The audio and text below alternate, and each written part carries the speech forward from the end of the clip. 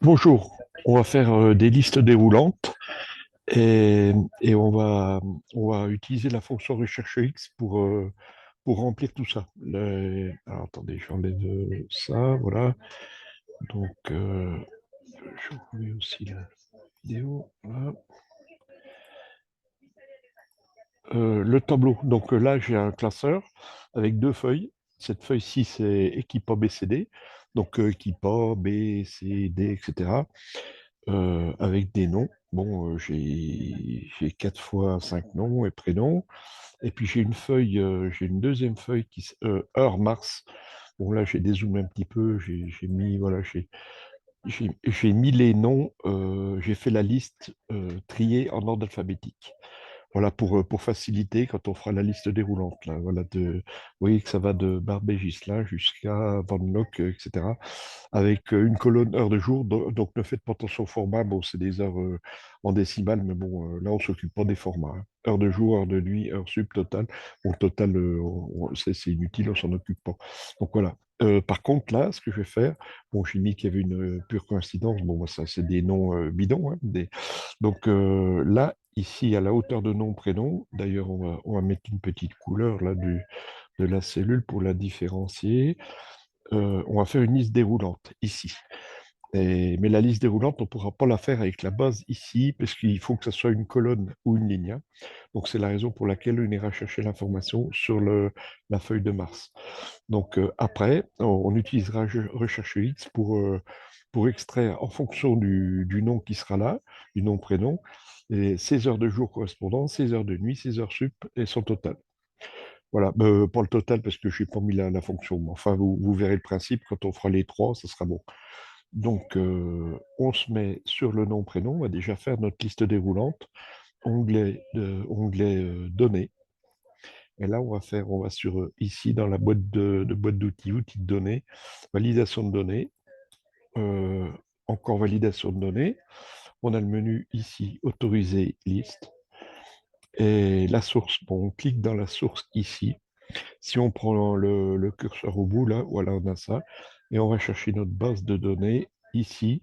On a la fenêtre qui reste ici. Et notre base, elle est, bon, donc, elle est ici. On prend deux barbets, on prend les noms du début jusqu'à la fin, par ordre alphabétique, et on fait entrer. Voilà, OK. Donc, voilà, notre liste déroulante est là. Voilà, donc là, on a une liste déroulante.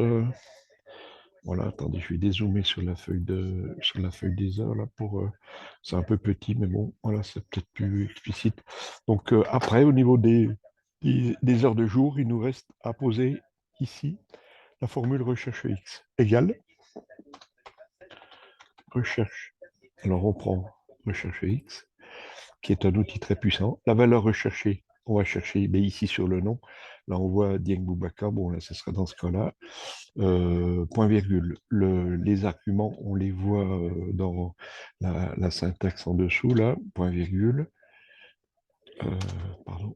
Point virgule. Donc après, c'est le tableau de recherche.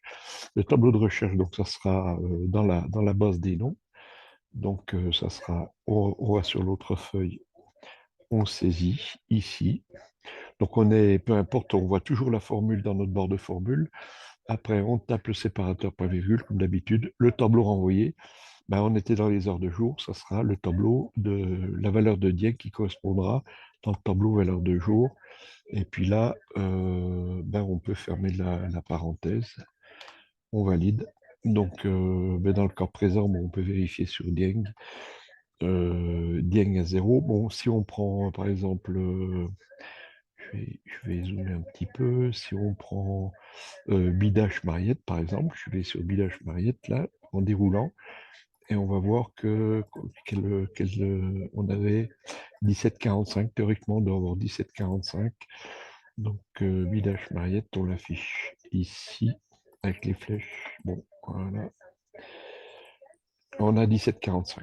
Voilà. Donc, une chose qui peut être utile pour vous ici, c'est par exemple là, figer les volets au niveau de la ligne 1.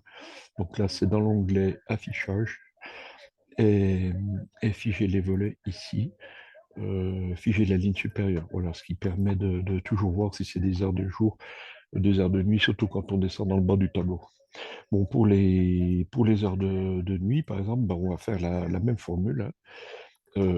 On répète donc avec simplement la table de recherche qui sera différente, qui sera portée sur les heures de nuit. Pardon, donc on tape égal recherche, recherche X, recherche X, il est là, double-clic donc sur le nom, ici, point virgule. Le tableau renvoyé, le tableau sur lequel on recherche le nom, on va sur heure mars, ça sera toujours de la ligne. Alors attention de ne pas prendre nom, prénom en tête de colonne, on prend que les valeurs.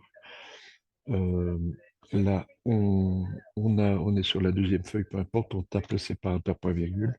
Le tableau renvoyé, alors attention cette fois-ci, et puis attention de ne pas vous tromper avec l'onglet, le fichage du volet, là. Il faut prendre depuis la ligne 2, évidemment, hein, pour ne pas louper des lignes. Donc, on prend le tableau des heures de nuit ici. Et puis là, bah, donc on peut fermer la parenthèse. Je pense que c'est bon. Donc là, on a un souci. Il y a une petite erreur. Là, ça doit être ici. Je crois qu'il y a un point virgule en trop. Voilà, c'était le point virgule au niveau de la saisie. Bon, l'alignement, on peut l'aligner. Le chiffre, on peut l'aligner ici. Bon, d'ailleurs, c'est peut-être aussi bien de les aligner à gauche. Et puis, à ce moment-là, on peut aller voir pour tester sur un autre nom. En heure de nuit, par exemple, on voit 33 à Fleur d'Impierre. On revient, on vérifie sur Fleur d'Impierre. Ça fait un petit détrompage. Fleur d'Impierre, il est un peu plus bas. Il est ici. Et voilà, on a 19 et 33. Voilà. Et puis, ben, je vous laisse continuer. Par exemple, vous pouvez faire les heures sup. Et puis, le total heure, ben, ça marcherait pareil en supposant qu'on pose la formule de total. Voilà. Merci à vous. Bonne soirée.